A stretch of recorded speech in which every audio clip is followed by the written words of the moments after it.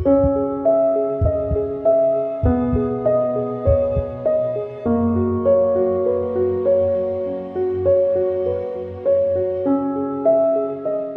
आवाज जो लाखों दिलों को छूता था, अचानक उसने उन्हीं दिलों को झकझोर दिया।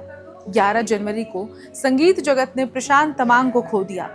इंडियन आइडल से बॉलीवुड तक के सफर के बीच उनका एक छोटा सा परिवार, जहां एक पत्नी ने अपना प्यार खो दिया, एक बेटी के सिर से पिता का साया उठ गया।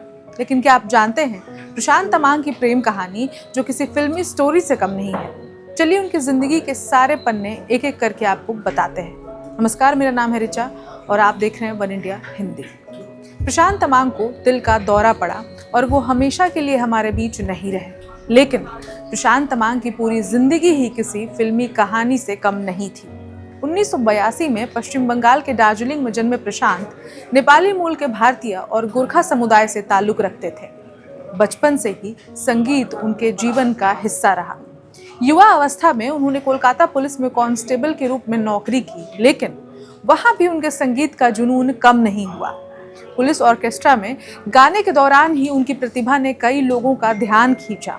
2007 में उन्होंने इंडियन आइडल सीजन 3 में भाग लिया। उनकी आवाज और नेपाली हिंदी मिश्रित स्टाइल ने जज और दर्शकों को मंत्रमुग्ध कर दिया। फिनाले में मोहम्मद रफी का गाना तुम मुझे यूं भुला ना पाओगे गाकर उन्होंने इंडियन आइडल का खिताब अपने नाम कर लिया। ये जीत उन्हें रातों रात सुपरस्टार बना गई और नेपाली संगीत में उनका सफर शुरू हुआ। जैसे ही उनकी लोकप्रियता बढ़ी, उनके गाने भी सुपरहिट हुए। मन सेनली, गोरखा पलटन, असराई महीनामा जैसे हिट ट्रैक्स ने उन्हें नेपाली संगीत का एक बड़ा चेहरा बना दिया। अभिनय में भी उन्होंने कदम रखा और गोरखा पलटन, परदेशी जैसे फिल्मों में मुख्य भूमिका निभाई। अब हाल ही में वे पाताल लोक 2 में भी नजर आए और आने वाली फिल्म बैटल ऑफ गलवान में सलमान खान के साथ काम कर रहे थे।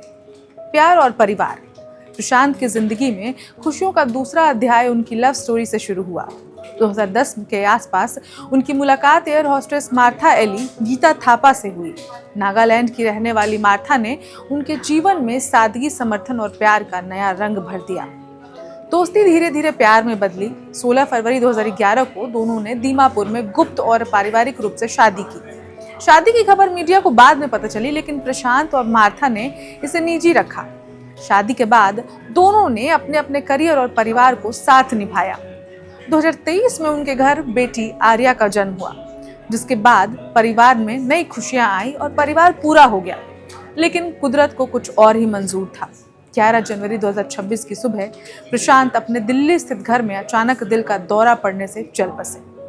फैंस और संगीत जगत को इस खबर ने झकझोर कर रख दिया। 43 साल की उम्र में उनका जाना न केवल एक प्रतिभाशाली कलाकार का नुकसान है, बल्कि एक पति और पिता का भी खालीपन छोड़ गया।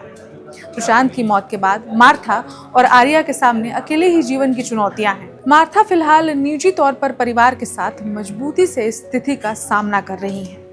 इस खबर में इतना ही, लेकिन प्रशांत तमांग की याद, उनके गाने और उनके प्रेमपूर्ण जीवन की कहानी हमेशा फैंस और संगीत जगत में जिंदा रहेगी। Subscribe to One India and never miss an update. Download the One India app now.